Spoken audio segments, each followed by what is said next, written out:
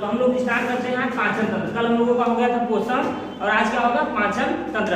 हमारे शरीर में क्या होता है पाचन तंत्र, ठीक है। पाचन तंत्र मनुष्य में पाचन तंत्र, मनुष्य में पाचन तंत्र डाइजेस्टिव सिस्टम ऑफ ह्यूमन।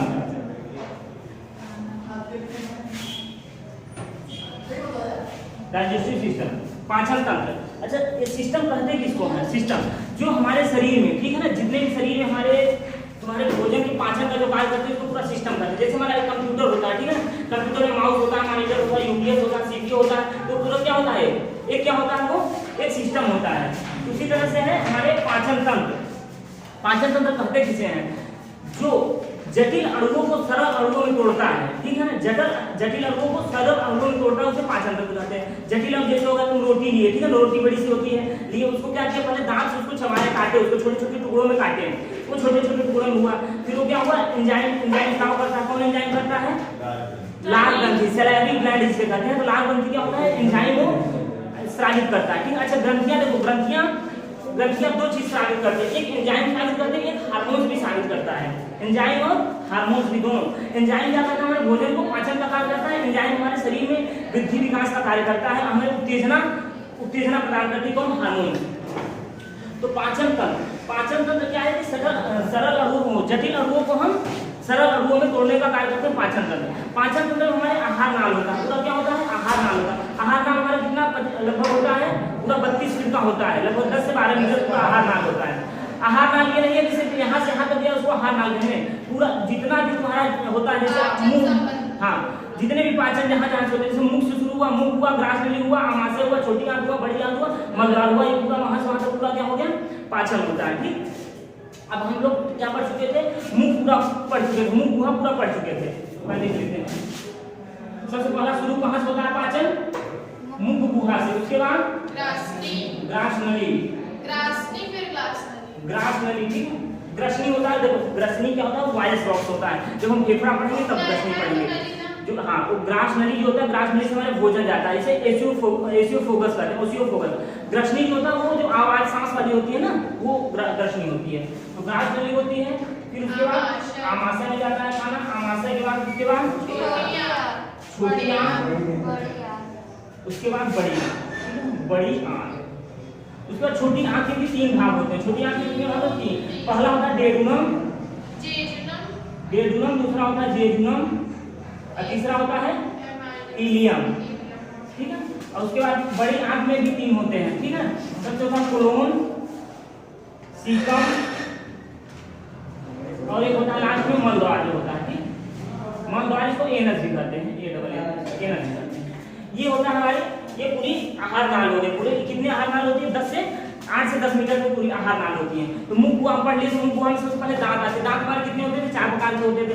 कृदनक, रदनक, अग्रचमड़क, चमड़क, 32 दांत होते थे। कृदनक कितने होते थे?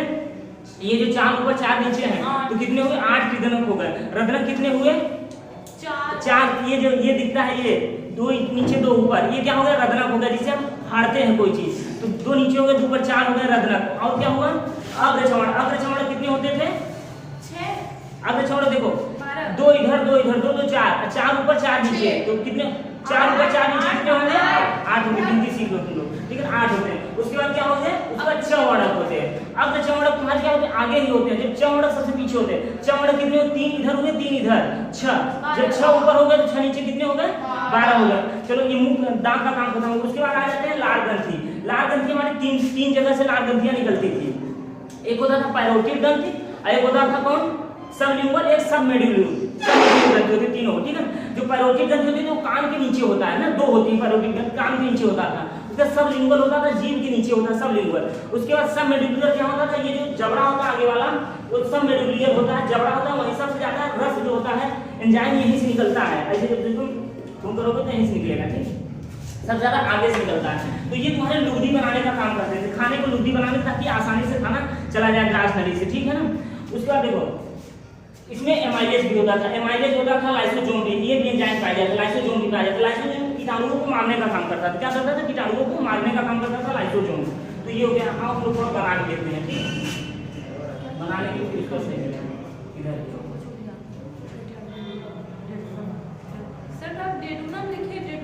दे दूंगा मैं बोलता हूँ तो उसमें थोड़ा सुनते रहा करो, काम मुझे लगाया करो, ठीक है। ये क्या है, ये आदमी है, इंसान है।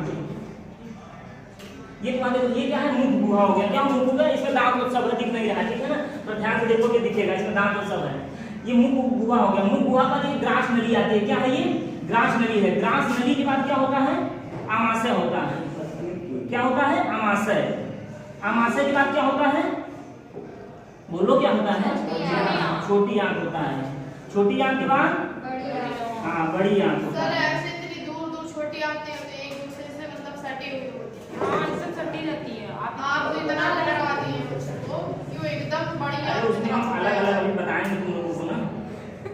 हम गलत बोल दे पूरे टोक देते हैं, आपने टोका तो बोलेगा।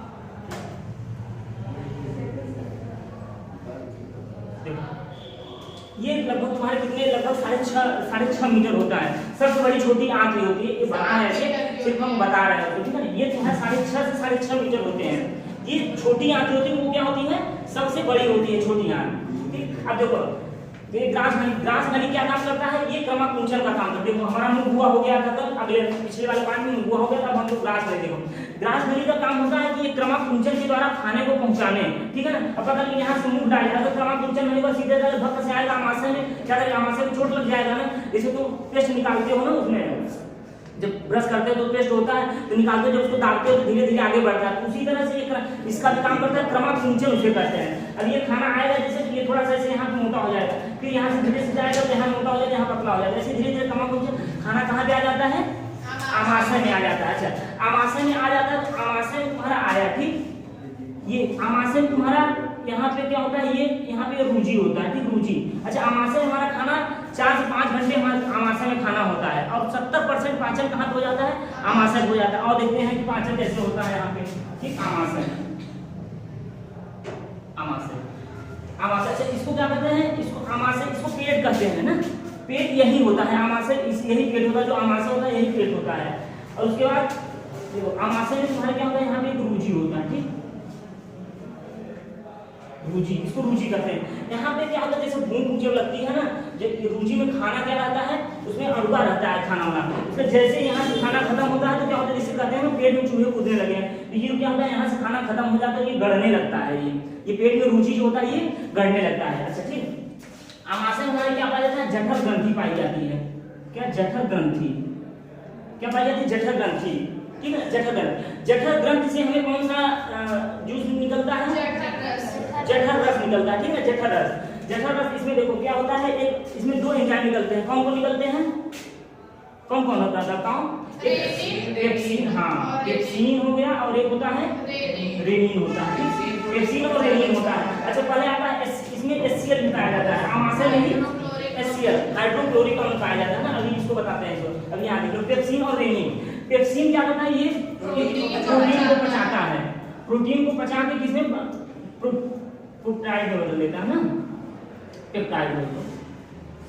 पेप्टाइड प्रोटीन पचा के पेप्टाइड में इसको बदल देता है। प्रोटीन को पेप्सिन पचाता है। रेनिन किसको बताता है? दूध में जो दूध को पचाता है, दूध में जो तुम्हारा केसिन पिगमेंट होता है, केसिन, ठीक है। कभी कभी आ जाता है एग्जाम में कि केसिन को कौन पचाता है, तो जैसे पता रहेगा ना कि दूध में तुम्हारे केसिन पिगमेंट पाया जाता है, तो पता चलेगा कि हाँ रेनिन पचाता है इसे, ठीक है ना। रेनिन दूध को पचाता है, ठीक। अब जैसे आदमी बुढ़ा हो जाता है तो उसमें रेनिन की मात्रा साफ कम होने लगती है, इसीलिए उनको बुढ़े लोगों को ज्यादा दूध नहीं बचती, उनको सही दही दिया जाता है, ठीक है। उनको सीधे दही को फायदा करता है। तो पेप्सिन हो गया, रेनिन हो गया। पेप्सिन को प्रोटीन को पेप्सिन पचाता है, दूध को रेनिन पचाता है। तो यहाँ आप देखो इसमें हाइड्रोक्लोरिक अम्ल पाया जाता है, जिसमें आमाशय में क्या होता है? HCl अम्ल पाया जाता है। अभी लिखो मत, अभी निकालने के लिए बस इधर देखते रहो, बस हो गया। इसमें हाइड्रोक्लोरिक अम्ल पाया जाता है, किसमें? HCl में। ये बहुत ही हार्ड होता है। HCl जो होता है हाइड्रोक्लोरिक अम्ल, इसका जो pH मान होता है उसका 1 से भी नीचे होता है। किसका? हाइड्रोक्लोरिक अम्ल का pH मान क्या होता है? 1 से भी नीचे होते हैं। ये क्या करता है कि जो खाना जैसे वहां से लुद्धि बन के आया तो ये खाने को और गला देता है। क्या करता है? और गला देता है। अच्छा इसके अंदर इतनी ताकत होती है कि लोहे को भी इसको ये गला सकता है। कौन? HCl गला सकता है, ठीक है। तो ये बात आती है कि भाई जब उसको गला देता है तो हमारे पेट को क्यों नहीं गला देता है, ठीक है। हाँ तो यहाँ पे एक म्यूकस झिल्ली होती है। कौन सी? म्यूकस म्यूकस नामक झिल्ली होती है, ठीक है। म्यूकस एक झिल्ली होती है जो कि हमें HCl के अम्लों से बचाती है। क्या करती है? HCl के अम्लों से बचाती है। अच्छा, कभी-कभी म्यूकस की झिल्ली खराब हो जाती है, जैसे H पाइलोबैक्टीरिया बैक्टीरिया, ठीक है। H पाइलोबैक्टीरिया होता है कि जो कि उससे H पाइलोबैक्टीरिया अगर यहाँ पड़ जाता है तो म्यूकस की झिल्ली क्या होती है?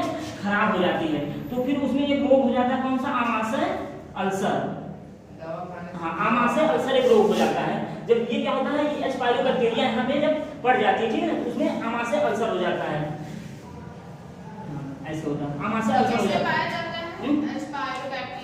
H पाइलोबैक्टीरिया इसी आमाशय नहीं होता है, मतलब होता है धीरे धीरे। बैक्टीरिया तो कहीं भी पाए जा सकते हैं, ऐसा कुछ नहीं, ठीक है। बैक्टीरिया कहीं भी पाए जा सकते हैं। तो ये बैक्टीरिया H पाइलोबैक्टीरिया होते हैं जो म्यूकस की झिल्ली को थोड़ा थोड़ा खराब कर देते हैं। तो यहाँ पे घाव हो जाता है, तुम्हारे आमाशय के अंदर क्या होता है? घाव हो जाता है, तो दर्द करने लगता है। फिर धीरे धीरे दवा होती है, थोड़ा सा मसाला कम मिर्चा उर्चा हो जाता है, धीरे धीरे तो सही हो जाता है, उसको नो डाउट, ठीक। उसके बाद ये आमाशय हो गया। अच्छा, ये तुम्हारा पेट इसे कहते हैं, ठीक है ना, पेट आमाशय कहते हैं। ये जो नीचे होता है इसको नहीं कहते, ये कहते हैं, इसको पेट कहते हैं, ठीक है। हाँ बोलो। हाँ बोलो। जो बोलते हैं पेट उखड़ गया वो कैसे हो जाता है? वो बात है, पता नहीं पेट उखड़ गया वो क्या होता है कि बता रहे हैं, चलो बताना। ये पेट होता है, ठीक है। इसको जो बाहर की ओर होता है, अंदर जो पेट होता है, जो बाहर होता है उसे क्या कहते हैं? उदर गुहा कहते हैं। क्या कहते हैं उसे? उदर गुहा। उदर है, उदर गुहा कहते हैं, ठीक है, उदर गुहा। हाँ, तो देखो अब इसके बाद अब यहाँ से खाना, अच्छा देखो अब जैसे यहाँ मुख से खाना आया, मुख से खाना जब इसमें जाता है आमाशय में तो उसको गोकस कहते हैं। क्या कहते हैं? गोकस। हाँ, गोकस ऐसे ही लिख लो, गोकस। उसके बाद यहाँ से खाना क्या हुआ? 70% खाना यहाँ पे पच गया। अच्छा, ये प्रोटीन पच गया और रेनिन पच गया, ठीक है ना। अब यहाँ पर उसके बाद तुम्हारा आती है छोटी आंत। क्या आता है? छोटी आंत। अच्छा, डेडुनम को ग्रहणी कहते हैं ना, ये भाग होती है ये। हाँ, ये डेडुनम। तो इसमें खाना आता है, उसमें उसको किसके रूप में आता है? काइल के रूप में आता है, ठीक। काइल के रूप में आता है खाना, इसमें किसमें? छोटी आंत में आया। अच्छा देखो, यहाँ छोटी आंत में आता है तो इसमें अब ग्रंथियां भी यूज होने लगेगी। देखो यहाँ पे क्या होता है? हाँ, ये होता है यकृत। यकृत को हम लीवर भी कहते हैं, ठीक। यकृत होता है और ये होता है पित्ताशय होता है, ठीक। और यहाँ पे होता है अग्नाशय, ठीक है ना, अग्नाशय होता है। ये होता है अग्नाशय, यहाँ पे होता है लीवर होता है, और ये होता है अग्नाशय, ठीक। और ये होता है पित्ताशय। अच्छा, लीवर क्या होता है? पित्त रस का निर्माण करता है। लीवर क्या करता है? पित्त रस का निर्माण करता है। अच्छा, पित्त रस क्या होता है? क्षारीय होता है, अम्लीय होता है? क्षारीय होता है, ठीक है ना। पित्त रस क्या होता है? क्षारीय होता है। अच्छा, जो इसमें खाना आमाशय में होता है वो किसमें होता है? अम्लीय में होता है, ठीक है। अम्लीय में होता है, कहते हैं कि एसिडिटी हो गई है, आई हैव एसिडिटी कहते हो ना, तो ये क्या कहते हैं? एसिडिटी। तो मिल्क ऑफ मैग्नीशिया एक होता है। मिल्क ऑफ मैग्नीशिया किसमें एसिडिटी को दूर करता है? कौन? मिल्क ऑफ मैग्नीशिया, MgOH का होल टेकन 2। अच्छा, मिल्क ऑफ मैग्नीशिया किसमें पाया जाता है? इसका नाम सुने हो? इनो पाया जाता है ना। जब इनो पीते हैं तो तब जाके थोड़ा बहुत राहत आई है ना, ऐसा लगता है कि राहत आई है। तो जब एसिडिटी हो जाती है तो इनो क्या होता है? वो क्षारीय होता है। जब जैसे हमारे पेट के अंदर आए तो अम्लीयता लगती है, ठीक है ना। उसके बाद जैसे क्षारीय अम्ल क्षार का जब क्रिया होता है तो क्या होता है? फिर निष्क्रिय हो जाता है। अम्लीयता क्या होती है? निष्क्रिय हो जाती है, ठीक। तो चलो ये यहाँ देखते हैं हम लोग, इनो सब पी लिए, ठीक। उसके बाद आए आमाशय का, उसके बाद छोटी आंत। छोटी आंत में तो यहाँ पे एंजाइम, देखो यहाँ पे खाना छोटी आंत कैसे बनता है? ये हो गया तुम्हारा यकृत, लीवर जिसे कहते हैं, ठीक। यकृत हो गया और ये तुम्हारा हो गया पित्ताशय। ध्यान देना, पित्त का निर्माण लीवर में होता है, लेकिन संग्रहण कहाँ पे होगा? पित्ताशय में। संग्रहण पित्ताशय में होता है। अच्छा, पित्ताशय का जैसे कभी किडनी सॉरी पथरी हो जाती है, पित्ताशय में पथरी हो जाती है, तो पित्ताशय को निकाल लेते हैं, तो उससे कोई इफेक्ट नहीं पड़ता। तब सीधे जब यहाँ से जो भी पित्ताशय बनेगा सीधे तुम्हारी छोटी आंत में चला जाएगा, हाँ। तो सीधे क्या होती है? वो सीधे इसमें छोटी आंत में चली जाती है, तो उसमें इसका कोई ज्यादा रोल नहीं है, ये यहाँ इकट्ठा करता है। अच्छा, जो पित्त रस का जो pH मान होता है कितना होता है? लगभग 7.6 से 8 तक होता है, ठीक। इसका pH मान किसका? पित्ताशय का। पित्ताशय का pH मान इतना होता है, ठीक। तो छोटी आंत, अब देखो यकृत हो गया, उसका पित्ताशय है, उसका अग्नाशय आ गया। अग्नाशय में इनसे तीन एंजाइम निकलते हैं। अग्नाशय में कितने निकलते हैं? 3 एंजाइम निकलते हैं। देखो आज आप कौन कौन निकलते हैं? 3 एंजाइम निकलते हैं। LAT, यह से लाइपेज हो गया, लाइपेज, एमाइलेज, और ट्रिप्सिन। ट्रिप्सिन। ठीक है, अब देखो, अब ये इसको बचाते हैं। अब देखो प्रोटीन तो हर कुछ कर चुका था, ठीक है ना, तो ये जो ट्रिप्सिन है, ट्रिप्सिन अब यहाँ देखो प्रोटीन का लिखा नहीं है। प्रोटीन क्या करता था, पेप्टाइड में बदल देता था, जिसमें आमाशय है। प्रोटीन क्या करता था, नहीं सॉरी, प्रोटीन नहीं, पेप्सिन जो होता था प्रोटीन को पेप्टाइड में बदल देता था। पेप्टाइड में बदल देता था, ठीक है ना। कौन बदल देता था, पेप्सिन बदल देता था, पेप्सिन, यहाँ पे लिखो पेप्सिन। उसके बाद पेप्टाइड को यहाँ पे आके ट्रिप्सिन बदल देता था, किसमें, अमीनो अम्ल में। ट्रिप्सिन बदल देता था अमीनो अम्ल में। अच्छा, प्रोटीन की सबसे छोटी इकाई क्या होती है, अमीनो अम्ल जो होती है, ठीक है। अब फिर से सुनना, देखो जो आमाशय में होता है, आमाशय में तुम्हारे दो एंजाइम पाए जाते हैं, पेप्सिन और रेनिन। पेप्सिन क्या करता है, प्रोटीन का पाचन करता है। अच्छा, प्रोटीन को तोड़ के किसमें बदल देता है, पेप्टाइड में बदल देता है। जैसे देखो, अब तुम खाना खाए, रोटी को तोड़े ना, थोड़ा छोटे छोटे भागों में तोड़ दिए, तो ऐसा थोड़ी है कि उसको एकदम से तोड़ दिए, एकदम से डल जाए। कुछ ना बच्चे, कुछ जाओ आमाशय में जाएगा, तो आमाशय HCl क्या होता है, उसको थोड़ा सा और तोड़ता है। तो उसी तरह से प्रोटीन को क्या करता है, ये पेप्सिन पेप्टाइड में बदल देता है, थोड़ा बहुत तोड़ देता है। फिर जो कुछ भी बचा रहता है, 70% पाचन हो जाता है। फिर जो कुछ बचा रहता है, जब छोटी आंत में आती है, तो यहाँ से जब पेप्सिन जब निकलता है, निकल के किसमें आती है, छोटी आंत में। अच्छा, कैसे इसको पता हो जाता है कि चलिए सब खाना आ गया है, चलिए अब हम अपना रस यहाँ से रिलीज करते हैं। इसमें एक छोटी आंत में होता है, एक होता है सेक्रेटिन नाम का, एक होता है हार्मोन होता है, ठीक है ना। तो वो उत्तेजित का काम करता है। तो सेक्रेटिन क्या होता है, जाता है लीवर को भी जलाता है कि उठो चलो, अब उसका पित्तरस का काम आ गया, चलो तुम अपना यहाँ से रिलीज करो पित्तरस। उधर उसके बाद इधर अग्नाशय को भी कहता है कि चलो तुम्हारा काम आ गया, ऐसा करो रिलीज करो अपना एंजाइम। उधर से खाना आ गया, अम्लीय के रूप में आ गया है, ये लीवर से कहता है। कौन कहता है, सेक्रेटिन कहता है अम्लीय के रूप में आ गया, ऐसा करो चलो उसको क्षारीय बनाओ, नहीं तो क्षारीय बनाओगे तभी तो निष्क्रिय होगा, अम्लीयता उसकी दूर होगी। तो सेक्रेटिन होता है, कि सेक्रेटिन एक हार्मोन होता है, वो उत्तेजित करता है, उत्तेजना का काम करता है। हार्मोन से ही काम करता है, वृद्धि विकास में सहायता करता है, उत्तेजना काम करता है। ग्रंथि से दो चीज निकलते हैं, कौन कौन, एक एंजाइम, हार्मोन। एंजाइम हमारे क्या किसमें सहायक होते हैं, पाचन में सहायक होते हैं। एंजाइम किसमें सहायक होते हैं, पाचन में। हार्मोन हमारे उत्तेजना के काम में आते हैं, कि वृद्धि और विकास में भी शरीर की संरचना बदल जाती है उससे, हार्मोन से जब आते हैं। तो चलो हम लोग कहते हैं प्रोटीन को किसमें बदला, पेप्टीन में। कौन, पेप्सिन। उसके बाद तुम्हारे जब इसमें छोटी आंत में आया तो अमीनो अम्ल बदल दिया। प्रोटीन की सबसे छोटी इकाई क्या होती है, अमीनो अम्ल। कौन बदला, ट्रिप्सिन बदला। कौन, ट्रिप्सिन। और उसके बाद ये लाइपेज है, लाइपेज ये किसको तोड़ता है, लाइपेज किसका पाचन करता है, ये पाचन करता है वसा का, फैट का पाचन करता है।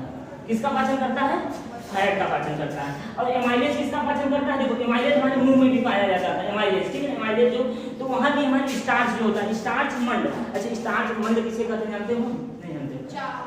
ये सब होते जो गेहूं का जो ऊपरी भाग होता है, उसमें सबसे ज्यादा होता है, जैसे भूसी जो होता है, भूसी उसमें क्या होता है, तुम्हें स्टार्च वगैरह ज्यादा होते हैं। हाँ, वो सब भी होते हैं, चावल में जो मंड होता है। तो और ये भी क्या होता है, तुम लोगों को हम स्टार्च में होते हैं। तो देखो जैसे तुम्हारे किसका बनता है, मैदा किसका बनता है, आटे का ही बनता है ना, मैदा आटे का बनता है। तो उसमें से क्या होता है, भूसी सब निकाल देते हैं। अच्छा, तुम रोटी खाओगे तो पच जाएगा, 4-5-10 तो जितना 20 तो खाना हो पच जाएगा, ठीक है। लेकिन अगर यही मैदा की रोटी खाओगे 2-3 दिन से ज्यादा नहीं खा पाओगे, वो पचेगा भी नहीं, ज्यादा पचता नहीं, क्योंकि उसमें क्या होता है, स्टार्च नहीं होता है, उसमें भूसी नहीं रहेगी। जितना ज्यादा भूसी रहता है वो ज्यादा जल्दी से पचता है, ठीक है। इतना ध्यान दिएगा। अब ये नहीं है कि भूसी ये खा लो, पचाना है भूसी खा लो, ये है, ठीक है, ऐसा नहीं है। तो हम लोग क्या अप्लाई एमाइलेज क्या करता है, ये स्टार्च का पाचन करता है, इसका पाचन करता है, स्टार्च का काम करता है, ठीक है ना। अब देखो, अब इसका देखो 3 भाग होता था। सबसे ये डेडुनम, यहाँ जब डेडुनम होता था, उसके बाद क्या होता है, डेडुनम होगा जेजुनम, ठीक है ना। ये जेजुनम, ये पूरा यहाँ तक जेजुनम। ये लास्ट का भाग होता था इलियम, लास्ट का भाग क्या होता था, इलियम। ये 3 भाग होते हैं, बस इतना ही लोग याद हो जाना। जितना मैं बोल रहा हूँ, एग्जाम में लिखना है, सब उसमें वोट देना है।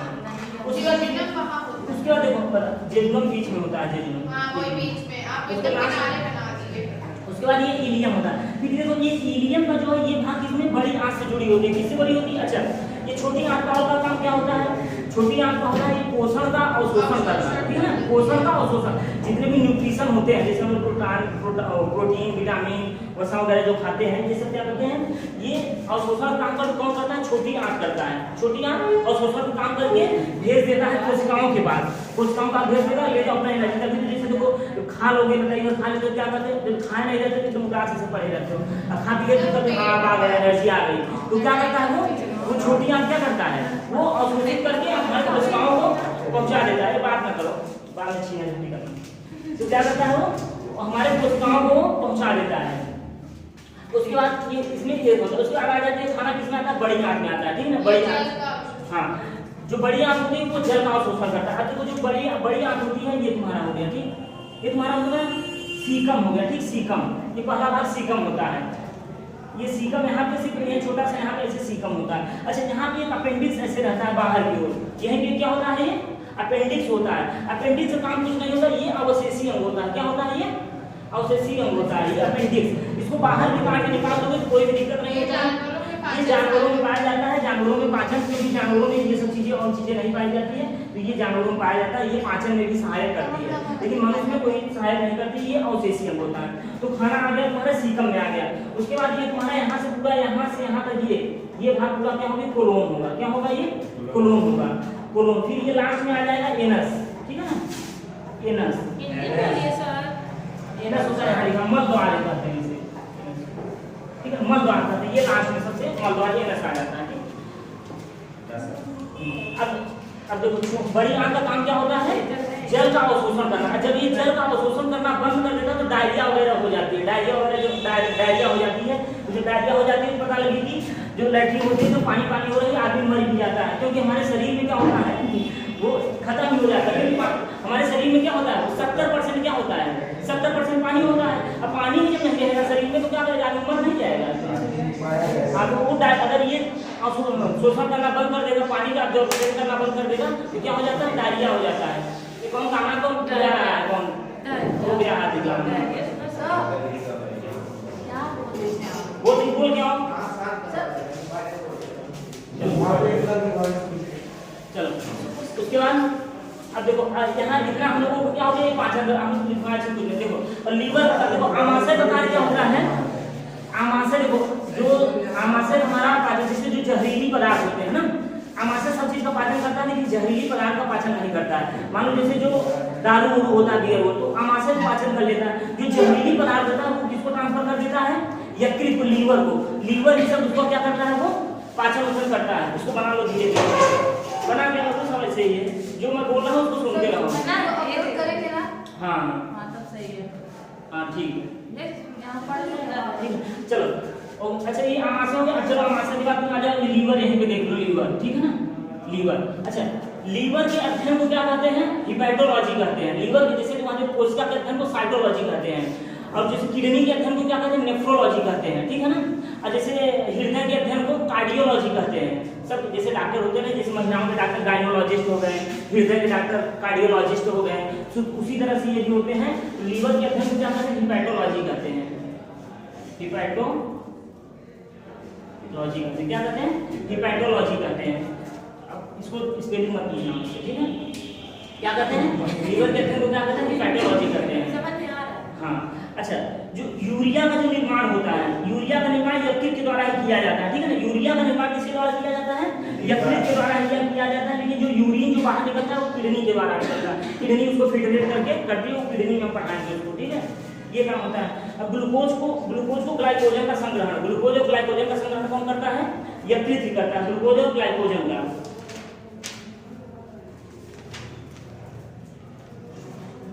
अच्छा ये लीवर और क्या काम करता है, ये जो हिपैरिन जो होता है, हिपैरिन एक पिगमेंट होता है जो कि हमारे ब्लड के अंदर होता है।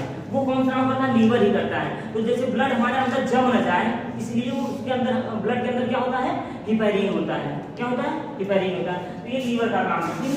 इसमें हिपैरिन का स्राव करता है, हिपैरिन, ठीक है। उसके बाद पित्तरस का भी स्राव करता है, पित्तरस का स्राव करता है, पित्तरस का स्राव करता है। और क्या करता है, पित्तरस का निर्माण करता है, निर्माण करके साफ करता है। उसको इकट्ठा किसमें होता है, किसमें इकट्ठा होता है, पित्ताशय में इकट्ठा होता है, ठीक है। ये हाँ ये पित्ताशय में होता है, यहाँ पे